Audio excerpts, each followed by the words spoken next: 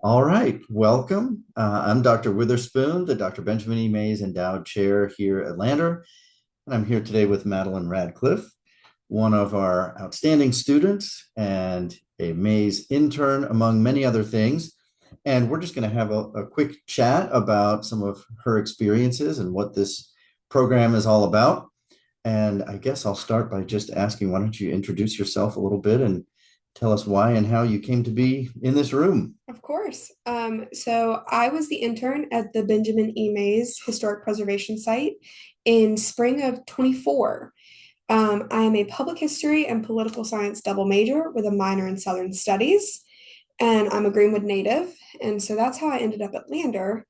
But I ended up in this room because the Dr. Benjamin E. Mays site is absolutely one of the most incredible places I've ever worked and just ever been, really. It is why I'm a public history major. I started as history education when I was over there, and I found a love for the tours and just Dr. Mays himself.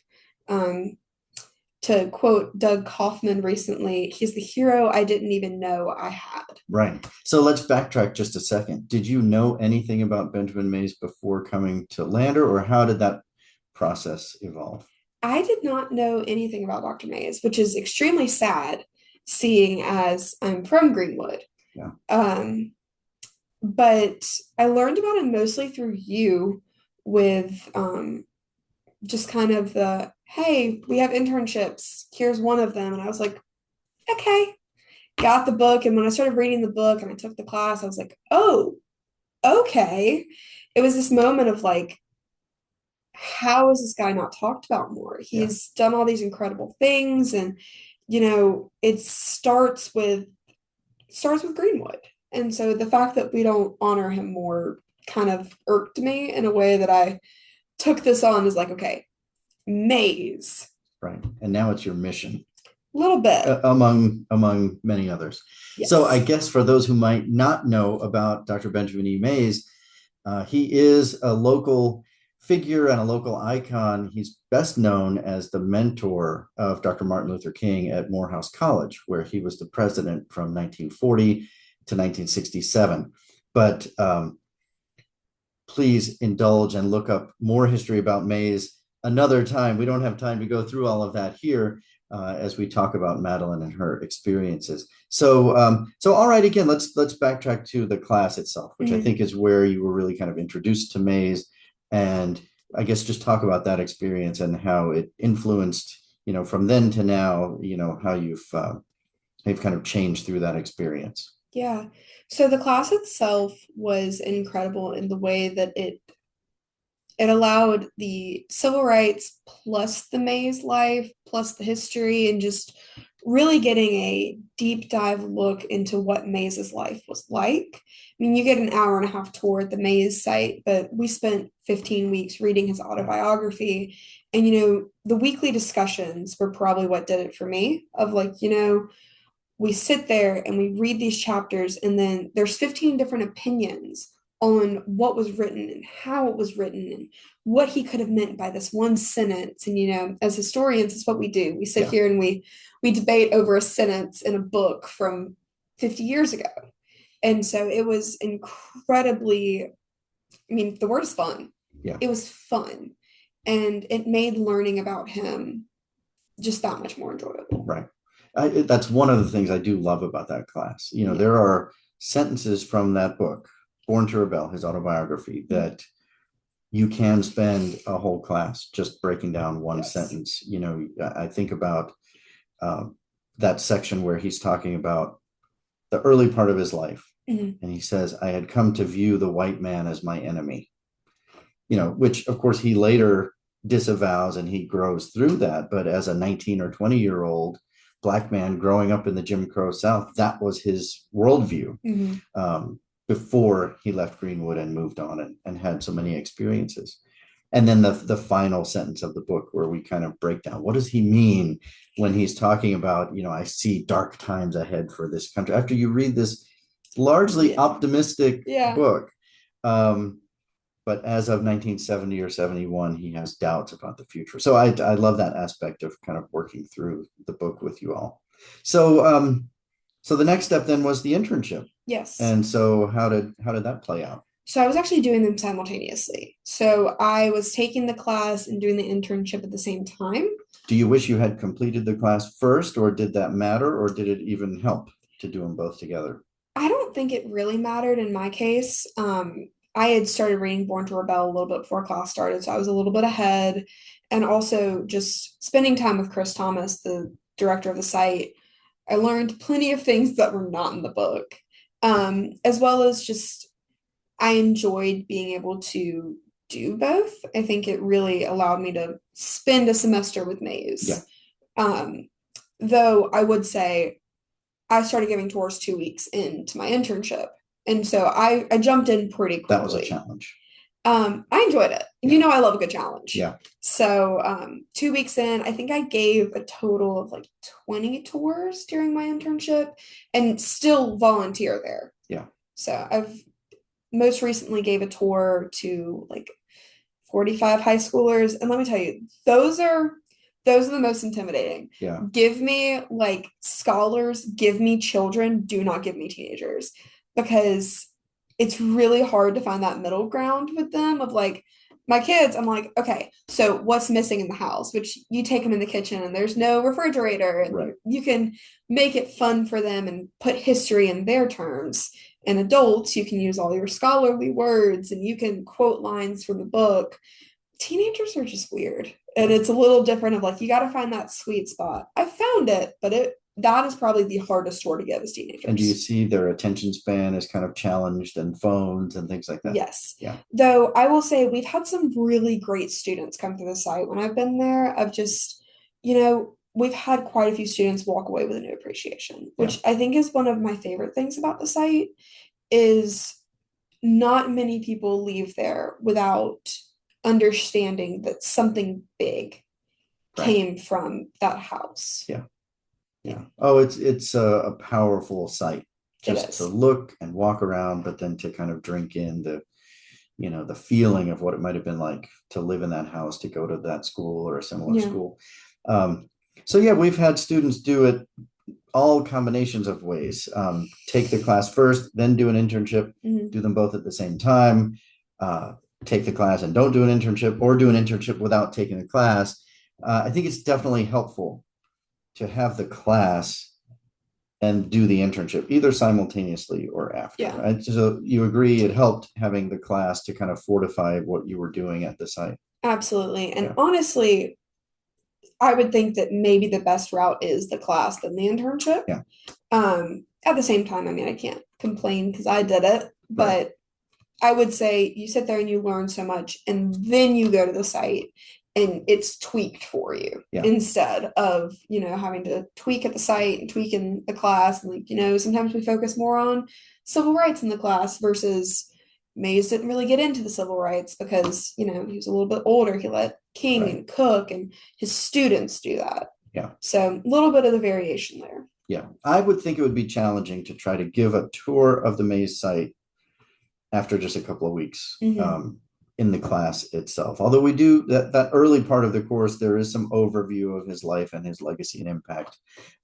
So obviously you could manage, you could do it. I did it. But I think it would be helpful to have the whole thing. So I guess just briefly talk a little bit more about the internship itself and the kinds of things that you did. Um, other than giving tours, kind of what's the day-to-day involved there? Yeah. So day to day, show up, help Chris open the house and the school, the museum. Usually about once a week, we got to sweep out the house, just dust and dirt. And There's a great then, picture of Andrew Goforth polishing the statue. and I'm So so jealous, Dr. Witherspoon, because I'm supposed to get to do that, and Chris hasn't let me do there's it. always time. And they've got an intern there this summer, and I'm telling Grant is his name. Yeah. You're not cleaning that statue. I am. Chris promised me 2 years ago. This is not It's a happening. point of pride. It is a point of pride. Yeah.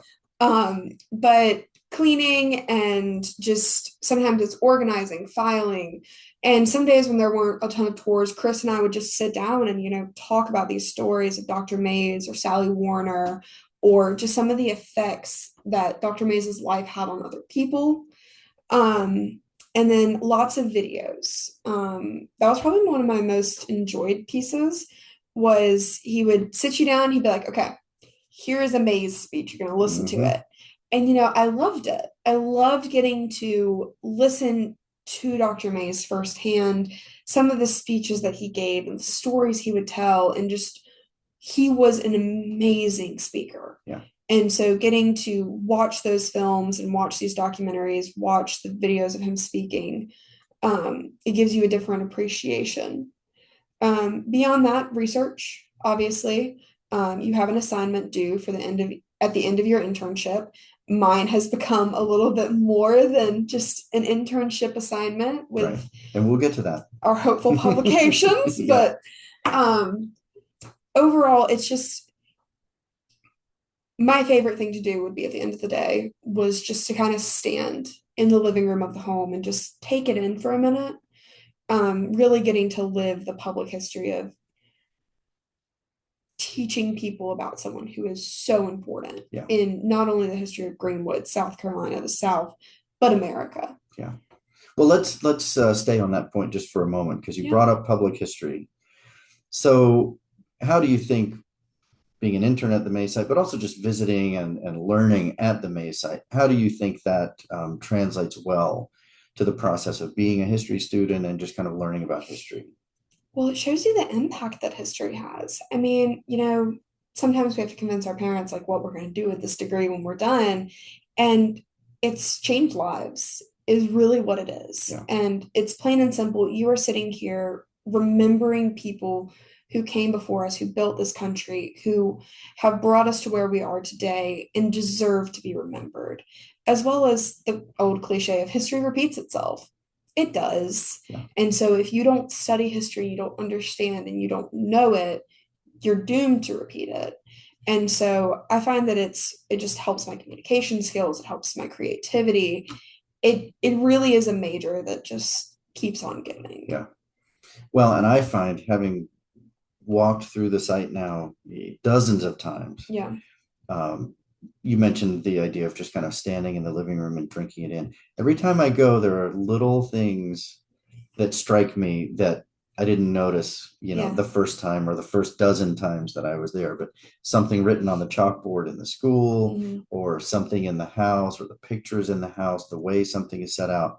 Um, and it just kind of hits you in a way that reading a book doesn't. Yes. And as profound as it is to read Born to Rebel and lots of other writings of May's, there's something about the tangible sense you get, standing on that site, looking at things, being in the house, being in the room. I've always told my classes, and I don't remember how the weather was when we toured it, when you Cold. went, but we always go in Cold. January and it is cold. I've been there on sort of cold, rainy days, and being in that house on a cold day is such a powerful experience It because is. people lived there and that was how it was, all the time. They were exposed to the elements, the cold and wind and critters and things, crawling through and who knows what else. Yeah. That you don't get that sitting in a classroom and reading a book, as important as those things are. Yeah. All right. Well, I don't want this to linger too long. So let's touch on where you've gone since the internship and what comes next, these kind of exciting research possibilities, and we'll try to wrap this up. Yeah. So currently I'm working on a paper about the what I like to call the Mays revival, what we officially call a case study in the effects of public history, where the 2017 statue unveiling drew over 2,000 people to the site. The weekend itself was a tremendous success and still holds impacts to the county, the state, and even the country. And this was in 2017. 2017, yes. And currently writing, hopefully to be submitted to the South Carolina Historians Association's journal to see if it can go anywhere else. Yeah. And a piece of it will be put in the 2025 15th anniversary, or 2026, pardon, anniversary magazine for the site. Yeah. And you've already presented. I have presented it. I've presented kind of the topic and some of the